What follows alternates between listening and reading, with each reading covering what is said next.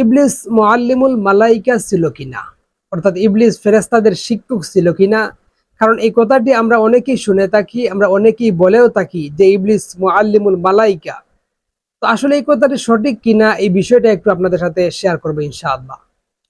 তো এই বিষয়টা একটু দেখার চেষ্টা করব। আমার হাতে একটা কিতাব আছে, তাফসিরুল কুরআনিল আজিম, অর্থাৎ যাকে আমরা তাফসিরে ইবনে কাসির বলি। সেই তাফসিরে ইবনে কাসিরের এটা হচ্ছে 3 নম্বর খণ্ড, যেটা 4 ভলিউমের দারুল হাদিস আল কাহেরার ছাপা। তো এখানে ইমাম ইবনে কাসির রহমতুল্লাহ সূরা কাহাফের 50 নং আয়াতের ব্যাখ্যায়, অর্থাৎ যে একটা আয়াতের একটা অংশ কানা মিনাল জিন্নি, অর্থাৎ ইবলিস জিনদের অন্তর্ভুক্ত, এই অংশের ব্যাখ্যায় ইমাম ইবনে কাসির রহমতুল্লাহ ইবলিস সম্পর্কে কিছু কথা শেয়ার করেছেন, যে ইবলিস আসলে কি ছিল বা ইবলিস কোন ধরনের ছিল, এই বিষয়টা তিনি এখানে উল্লেখ করেছেন। আরো তাফসিরের বিভিন্ন কিতাবের মধ্যে প্রায় এরকম সেম কথাগুলো পাওয়া যায়। এরপর আরেকটা কিতাব আছে, এই যে আল বেদায়া ওয়ান নেহায়া, তো আল বেদায়া ওয়ান নেহায়ার মধ্যেও একই কথাটি উল্লেখ করা হয়েছে। তো ইবলিস মুআল্লিমুল মালাইকা ছিল কিনা এটা আমরা দেখার চেষ্টা করব। আর 2 নম্বর হলো যে ইবলিস সম্পর্কে কিছু কথা পাওয়া যায়, যেটা ইবনে কাসির রহমতুল্লাহ তার এই তাফসিরে ইবনে কাসিরের মধ্যে উল্লেখ করেছেন। তো এখানে কয়েকটা বর্ণনা উল্লেখ করা হয়েছে, যেমন কয়েকজন সাহাবী তাবেঈ থেকে বিভিন্ন বর্ণনা উল্লেখ করা হয়েছে। তার মধ্যে আমরা কয়েকটা দেখব। যেমন হযরতে সাঈদ ইবনে মুসাইয়াব রাদিয়াল্লাহু তাআলা আনহু থেকে একটা কথা সেখানে উল্লেখ করা হয়েছে। হযরতে সাঈদ ইবনে মুসাইয়াব রাদিয়াল্লাহু তাআলা আনহু তিনি বলেন যে কানা ইবলিসু, ইবলিস ছিল যে রাইসা মালাইকাতি সামাইদ দুনিয়া, অর্থাৎ ইবলিস সে ছিল দুনিয়ার আসমানের যত ফেরেশতা আছেন সবার রাইস, সবার প্রধান ছিল ইবলিস, যেটা এই হযরতে সাঈদ ইবনে মুসাইয়াব রাদিয়াল্লাহু তাআলা আনহু এর কথা থেকে পাওয়া যায়। এরপর আসেন আমরা যদি আরেকটা মত দেখি, যেমন হযরতে ইবনে আব্বাস রাদিয়াল্লাহু তাআলা আনহু থেকে বর্ণিত। ইবনে আব্বাস রাদিয়াল্লাহু তাআলা আনহু তিনি বলেছেন যে ইবলিস সম্পর্কে কানা ইবলিসু মিন আশরাফিল মালাইকাতি ওয়া আকরামিহিম কাবিলা, অর্থাৎ ইবলিস সে ছিল ফেরেশতাদের চেয়ে সম্মানিত এবং তার কাবিলা অর্থাৎ তার গোত্রের মধ্যে সে ছিল অধিক মর্যাদাবান, যেটা ইবনে আব্বাস রাদিয়াল্লাহু তাআলা আনহুমা তিনি উল্লেখ করেছেন। আচ্ছা, এরপর যদি আমরা ইবনে আব্বাস রাদিয়াল্লাহু তাআলা আনহুমার আরেকটা কথা দেখি, যেমন এখানে উল্লেখ করা হয়েছে হযরতে তাউস রাদিয়াল্লাহু তাআলা আনহু থেকে বর্ণিত যে আন ইবনে আব্বাস রাদিয়াল্লাহু তাআলা আনহুমা ক্বালা কানা ইবলিসু ক্বাবলা আন ইয়ারকিবাল মুসিয়া মিনাল মালাইকা ইসমুহু আযাজিল। এরপর তিনি বলেন যে ওয়াকানা মিন সুকানিল আরদ ওয়াকানা মিন আশাদ্দিল মালাইকাতি ইজতিহাদান ওয়া আকসারিহিম ইলমান, অর্থাৎ ইবনে আব্বাস রাদিয়াল্লাহু তাআলা আনহু তিনি বলেন ইবলিস যেই পাপ করেছে, অন্যায় করেছে, যে অহংকারের কারণে যে অন্যায় করেছে, সেই পাপ বা গুনাহের পূর্বে ইবলিস ছিল মিনাল মালাইকা, ফেরেশতাদের অন্তর্ভুক্ত।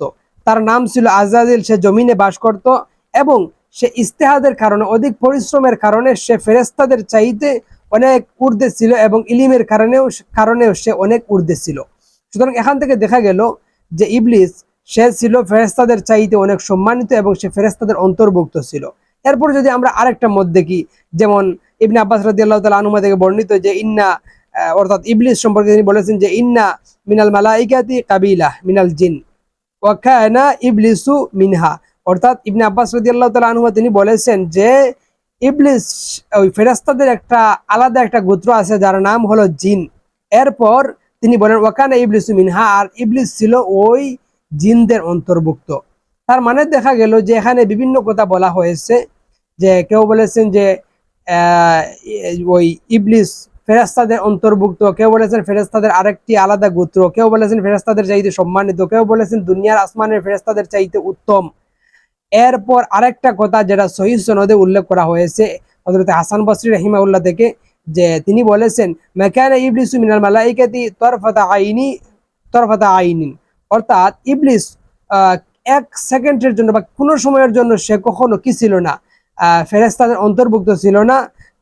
কারণ ওয়া ইন্নাহু লা আসলুল জিন, কেননা তার মূল হলো সে জিন, কামা আন্না আদম আলাইহিস সালাতু ওয়াস সালাম আসলুল বাশার, যেমন আদম আলাইহিস সালাতু ওয়াস সালাম মানুষের মূল। এরপর রাওয়াহু ইবনে জারির বিসনাদি সহিহ, অর্থাৎ সহিহ সনদে এটা উল্লেখ করেছেন। এরপর ইমাম ইবনে কাসির রাহমাতুল্লাহ এই কথাগুলো উল্লেখ করার পর তিনি বলেছেন এ বিষয়ে সালাফদের অনেক কথা আছে, যেগুলোর অনেকটাই হচ্ছে অধিকাংশই হচ্ছে ইসরায়েলি রিওয়ায়াত। এরপর তিনি বলেছেন তার মধ্যে যে কিছু কথা আছে যেগুলো সুস্পষ্ট কুরআন এবং সুন্নাহের বিরোধী হয়ে যায়। যেমন আমরা যদি কুরআনুল কারীমের আয়াত দেখি, সেখানে দেখা যায় যে আল্লাহ সুবহানাহু ওয়া তাআলা তিনি বলেছেন ইবলিস ছিল কানা মিনাল জিন, সে জিনদের অন্তর্ভুক্ত ছিল। তার মানে বোঝা গেল সে ফেরেশতাদের অন্তর্ভুক্ত ছিল না। অর্থাৎ যারা বলছেন যে ইবলিস ফেরেশতাদের অন্তর্ভুক্ত ছিল, তো ইবনে কাসির রাহমাতুল্লাহ এই আয়াতগুলো দিয়ে বলেন যে ইবলিস ফেরেশতাদের অন্তর্ভুক্ত ছিল না। এরপর যদি আমরা সহিহ মুসলিমের হাদিস দেখি, রাসূল সাল্লাল্লাহু আলাইহি ওয়াসাল্লাম বলেছেন যে খুলিকাতিল মালাইকাতু মিন নূর, অর্থাৎ ফেরেশতাদেরকে তৈরি করা হয়েছে নূর থেকে। খুলিকা ইবলিসু মিন মারিজি মিন নার, অর্থাৎ ইবলিসকে তৈরি করা হয়েছে আগুনের শিকা থেকে। তার মানে দেখা গেল ফেরেশতাদের কে তৈরি করা হয়েছে নূর থেকে, আর ইবলিসকে তৈরি করা হয়েছে আগুনের শিকা থেকে। তার মানে দেখা গেল উভয়ের মধ্যে পার্থক্য আছে সৃষ্টিগত দিক থেকে। এরপর আমরা যদি আরো দেখি, যেমন ধরেন আমার কাছে একটা কিতাব আছে তাফসিরে রুহুল মাআনি, সম্ভবত এখানে আছে। তো এই তাফসিরে রুহুল মাআনির মধ্যে ইমাম মাহমুদ আলুসি রাহমাতুল্লাহ তিনি বলেছেন প্রকাশ্য সুস্পষ্ট কথা হলো যে ইবলিস সে মালাইসা মিনাল মালাইকা, সে ফেরেশতাদের অন্তর্ভুক্ত ছিল না। প্রকাশ্য কথা হলো ইবলিস ফেরেশতাদের অন্তর্ভুক্ত ছিল না, সে আলাদা ছিল। তো এই কথাগুলো থেকে আমরা বিভিন্ন কথা আমরা পেলাম, যেগুলো আমি বললাম। কিন্তু এই কথাগুলোর মধ্যে কোথাও কোন জায়গায় এই কথা পাওয়া যায় না যে ইবলিস ছিল কানা ইবলিসু মুআল্লিমাল মালাইকা, অর্থাৎ ইবলিস মুআল্লিমুল মালাইকা ছিল, এই কথাটা কোথাও পাওয়া যায় না। আমরা যারা ইবলিসকে মুআল্লিমুল মালাইকা ফেরেশতাদের শিক্ষক বলি, আমাদের এই কথাটি সম্পূর্ণ ভুল, কারণ এরকম কোনো বর্ণনা কোথাও পাওয়া যায় না। আমরা অনেক ঘাটাঘাটি করে কোথাও পাইনি। যদিও আমার হাতে একটা কিতাব দেখছেন, জানি না এটা হচ্ছে তাফসিরে মাআরিফুল কুরআন, এখানে মুফতি মুহাম্মদ শফি রহমতুল্লাহ তিনি একটা কথা উল্লেখ করেছেন, যেটা সূরা বাকারার একটা আয়াতের ব্যাখ্যায়, যে তিনি এই কথাটি বলেছেন, তবে এটার কোনো ভিত্তি আমি খুঁজে পাইনি।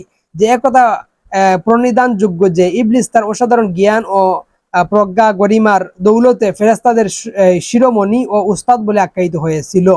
কিন্তু এই যে উস্তাদ বলে আখ্যায়িত হয়েছিল, মানে শিক্ষক বলে আখ্যায়িত হয়েছিল, এই কথাগুলো যদিও এই কিতাবে পাওয়া যায়, কিন্তু নির্ভরযোগ্য বা কোনো কিতাবে যে ইবলিস শিক্ষক ছিল বা ইবলিস উস্তাদ ছিল এরকম কোনো কথা পাওয়া যায় না। আমার দেখা মতো এই এক কিতাবের মধ্যে আমি পেয়েছি যে এখানে উস্তাদ বলে উল্লেখ করা হয়েছে। তো মূল কথা যেটা বলবো, যে নির্ভরযোগ্য কোনো তাফসিরের কিতাব বলেন, হাদিসের কিতাব বলেন, কোথাও এই কথা পাওয়া যায় না যে ইবলিস ছিল মুআল্লিমুল মালাইকা। সুতরাং যারা ইবলিসকে মুআল্লিমুল মালাইকা বলেন, তাদের এই কথাটি সম্পূর্ণ ভুল। কুরআন হাদিসের কোথাও আপনি পাবেন না যে ইবলিসকে মুআল্লিমুল মালাইকা বলা হয়েছে। বরং ইবলিসকে বিভিন্ন কথা বলা হয়েছে, ফেরেশতাদের অন্তর্ভুক্ত কিনা, সে ফেরেশতাদের প্রধান কিনা, সে ফেরেশতাদের চাইতে সম্মানিত কিনা, এগুলো বলা হয়েছে। কিন্তু কোথাও ইবলিসকে মুআল্লিমুল মালাইকা বলা হয় নাই। এজন্য আমরা এই কথাগুলো বলা থেকে আমরা বিরত থাকার চেষ্টা করবো। আল্লাহ সুবহানাহু ওয়া তাআলা আমাদেরকে এই বিষয় থেকে হেফাজত করুন। আমিন। আসসালামু আলাইকুম ওয়া রাহমাতুল্লাহি তাআলা ওয়া বারাকাতুহু।